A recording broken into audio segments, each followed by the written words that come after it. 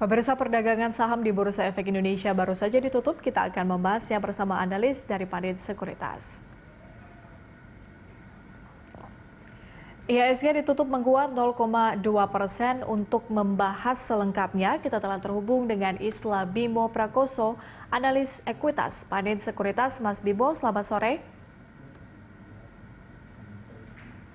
Mas Bimo, kalau kita melihat analisis atau analisa Anda dengan pergerakan indeks harga saham gabungan sepanjang hari ini, dimulai dari tadi perdagangan sesi 1 sampai dengan penutupan hari ini, apa yang bisa Anda gambarkan terkait dengan pergerakan itu?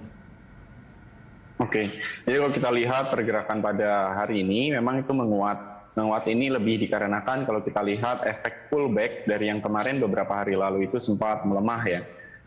Di sekitar minggu lalu itu melemah, dan di sini menguatnya juga kita lihat, kalau kita lihat apakah menguatnya ini diikuti secara fundamental. Sebetulnya secara fundamental penguatannya sendiri kita tidak melihat ini diikuti oleh hal yang memang itu konkret. Pertama, kalau kita lihat dari rilis data kita punya GDP, pertumbuhan ekonomi, itu memang masih melemah. Dan sebetulnya yang lebih menjadi concern adalah pelemahannya ini di bawah dari estimasi yang sudah ditetapkan oleh beberapa ekonom dan analis di pasar. Jadi hal ini menandakan bahwa sebetulnya surprise dari pasar itu, surprise dari ekonomi real, itu sebetulnya cukup negatif di first quarter 2021. Ditambah untuk kita menghadapi bulan Mei, bulan Juni, ini kan juga biasanya momen lebaran itu adalah menjadi momen yang menjadi driver untuk kita punya laju pertumbuhan ekonomi.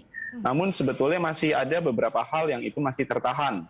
Pertama, contohnya di sini adalah pembatasan untuk masyarakat mudik. Lalu juga yang kedua di sini baru terbit juga peraturan dari Tito Karnavian untuk pembatasan buka bersama, yang dimana di sini sebetulnya sedikit menghambat optimisme dari pertumbuhan ekonomi. Tapi itu adalah hal yang memang kita bisa bilang salah juga tidak, karena itu adalah hal yang mau tidak mau harus dilakukan pemerintah agar long-term growth dari pertumbuhan ekonomi dapat terjaga, yaitu untuk mengantisipasi penyebaran virus yang lebih kuat lagi. Jadi di sini kita lihat memang tanggapannya adalah dalam waktu jangka pendek itu kita memang akan sedikit melihat short-term shock yang akan ada di kita punya pemulihan ekonomi. Itu soal pemulihan ekonomi. Kemudian bagaimana dampaknya secara langsung maupun tidak langsung kepada indeks kita, Mas Bimo? Oke. Jadi dampaknya adalah yang secara langsung otomatis di sini akan dilanjutkan lagi adanya potensi dalam waktu 1 bulan ini, yaitu pelemahan. Lalu yang kedua, dampaknya ini juga selain pelemahan bursa, di sini kita melihat ada potensi net sell dari asing akan ada potensi untuk kembali lagi. Setelah hari ini juga kita sebetulnya udah net buy ya waktu di sesi 1 kemarin, tapi itu pun porsinya sebetulnya sangat tipis. Jadi ini ditakutkan adalah capital outflow. Ditambah alasan berikutnya dari yang tentang capital outflow ini, pernyataan dari Janet Yellen, Treasury dari US, yang menyatakan bahwa sebetulnya ada concern bahwa central bank di US itu sedikit melihat adanya potensi suku bunga untuk dinaikkan lagi. Di sini adalah mencegah ekonomi yang overheating, karena memang kalau kita lihat dari global ya, itu pemulihan ekonomi memang sudah sebetulnya terlihat. Contoh, di UK itu manufacturing yang PMI itu sudah tumbuh di atas dari forecast bahkan.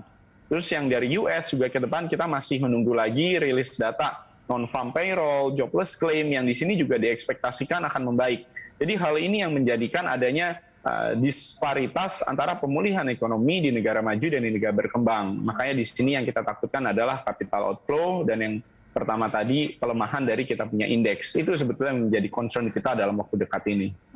Dengan adanya data inflasi dan juga pertumbuhan ekonomi yang baru saja dirilis, seperti apa kemudian Anda melihat untuk prospek emiten di kuartal kedua? Kemudian mungkin bisa dilihat dari aspek capital expenditure-nya, atau mungkin nanti target-target pertumbuhan dari emiten itu sendiri seperti apa, Mas Bimo?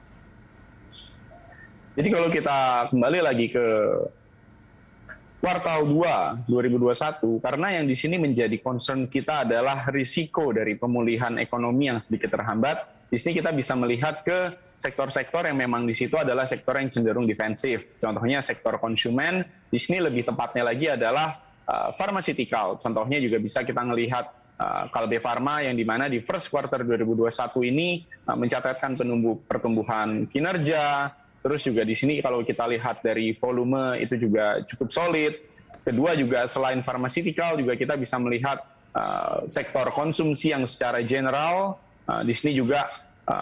Tapi kita harus juga perhatikan sektornya juga konsumsi yang secara general kita juga nggak bisa melihat asal konsumsi. Tapi konsumsi yang memang tipenya ini adalah staple goods ini juga bisa menjadi pilihan kita karena juga di sini ekonomi yang seperti ini yaitu laju mobilitasnya itu tertahan, otomatis di sini masyarakat akan stay di tempat atau at least staple goods itu masih akan dibutuhkan. Makanya di sini kita melihat sektor yang seperti itu untuk di kuartal 2 2021. Untuk nilai transaksi, Mas Bimo, kalau di sesi 1 tadi sekitar 5 triliun rupiah tercatat. Apakah ini bisa dibilang angka yang cukup kecil ataukah seperti apa kemudian analisa Anda terkait dengan nilai transaksi ini dan apakah mungkin ini bisa menjadi sinyal bahwa indeks kita masih belum bisa merangkak naik ke level 6.000? To be honest ya, 5 triliun itu bisa dibilang cukup kecil kalau kita kembalikan ke masa-masa pre-pandemi. Di masa pre-pandemi, satu sesi aja itu kita bisa at least 8 sampai 10 triliun.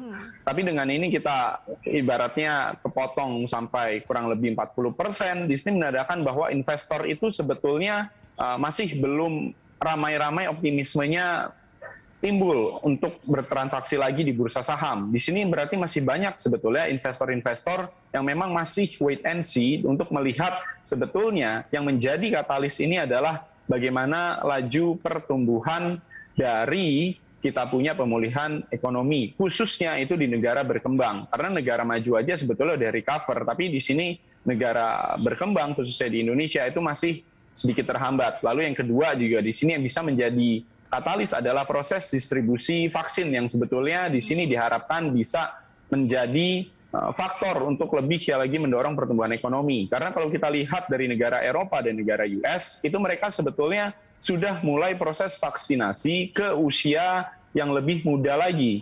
Yang diharapkan kalau vaksinasi sudah dilanjutkan ke usia yang lebih muda, nanti di sini semester 2 2021 itu ada potensi kegiatan edukasi, sekolah ataupun kampus itu sudah kembali offline. Di Indonesia juga sebetulnya mau ada rencana ke situ, tapi sebetulnya yang masih kita tunggu adalah proses dari distribusi vaksin yang bagaimana di sini bisa lebih luas lagi untuk proses penyebaran dari vaksin itu sendiri. Jadi di sini memang sebetulnya menjadi faktor yang ini masih ditunggu nih. Makanya nilai transaksi itu susah untuk ramai kayak level pre-pandemi. Baik. Selanjutnya Mas Bimo, prospek dan juga rekomendasi jangka pendek untuk emiten bank dan juga properti dari Anda? Oke, kalau di jangka pendek kita lihat emiten bank itu memang ada potensi untuk kita koleksi ya. Karena apa? Karena kalau lagi seperti ini, uncertainty lagi meningkat, ini ada kemungkinan bahwa masyarakat spendingnya akan ditahan. Otomatis kalau masyarakat spendingnya ditahan, ini dampaknya adalah dana pihak ketiga dari bank ini ada potensi meningkat. Ini yang seperti kita lihat waktu tahun 2020 lalu. Makanya beberapa emiten bank yang memang akan kedampatan dari potensi dana pihak ketiga meningkat, ini adalah contohnya BBCA, di mana BBCA juga di sini digitalisasinya cukup positif, makanya dana pihak ketiga yang didapatkan dari BCA itu cenderung nilai cost of fund-nya, biaya untuk memegang dana pihak ketiganya itu relatif lebih rendah dari beberapa bank lain. Makanya di sini juga kita masih target buy untuk BBCA. Lalu kalau kita lihat ke sektor properti, memang sebetulnya tren suku bunga rendah ditambah insentif pemerintah dari secara pajak dan kelonggaran loan to value itu mesti menjadi playing field yang memang menguntungkan untuk sektor properti. Makanya buat sektor properti, khususnya yang neracanya kuat, itu juga kita masih merekomendasikan buy. Contohnya ada CTRA dan juga BSDE. Jadi di sini kita balik lagi, pilihlah memang emiten-emiten yang memiliki neraca yang cukup solid untuk menghadapi short term shock. Kalau untuk prospek saham lapis 2 setelah Lebaran, seperti apa Mas Bimo? Oke, jadi di sini kalau kita lihat beberapa saham lapis 2 setelah Lebaran, itu kan mostly kebanyakan dari komoditi juga ya, yang memang beberapa sektor komoditi itu market cap-nya cukup kecil. Di sini kita lihat sebetulnya sangat menarik, karena apa? Karena komoditi base di Indonesia, itu basis bisnisnya adalah ekspor, di mana ekspor berarti kan kita bisa mengaitkan dengan pertumbuhan ekonomi global. Kalau kita lihat PMI, Purchasing Managerial Index itu sudah meningkat, artinya optimisme dari bisnis itu sudah kembali meningkat. Optimisme bisnis yang meningkat, otomatis berdampak positif kepada peningkatan dari permintaan energi. Makanya permintaan energi ini juga berdampak positif ke sektor pertambangan di Indonesia. Jadi kalau kita mau melihat second tier coba cek yang dari sektor-sektor komoditi yang itu memang dia export base. Soalnya kalau kita lihat komoditi aja nih, harga-harganya kebanyakan kan juga sudah trennya meningkat ya. Jadi itu menandakan bahwa kebutuhan akan energi secara global itu sebetulnya sedikit-sedikit mulai terlihat. Terakhir, Mas Bimo, prediksi IHSG untuk besok serta rekomendasi saham dari Anda. Oke, jadi kalau IHSG di sesi besok kita melihat sebetulnya masih ada potensi untuk kembali melemah. Di sini disebabkan oleh memang secara fundamental juga kita masih kurang melihat adanya dorongan yang kuat untuk pemulihan ekonomi. Dan sektor-sektor yang bisa kita rekomendasikan adalah seperti yang tadi, konsumen itu pilih yang staple goods, kedua juga farmaceutical juga bisa dikoleksi, lalu juga di sini yang ketiga kita bisa melihat sektor perbankan, dan perbankannya adalah lebih spesifik perbankan yang memang bisa mendapatkan cost of fund yang itu relatif lebih rendah daripada perbankan yang lain. Baik, IHSG diprediksi akan ada potensi pelemahan pada perdagangan besok. Mas Bimo Prakoso, analis ekuitas Pandin Sekuritas, terima kasih sudah bergabung bersama kami di Closing Market.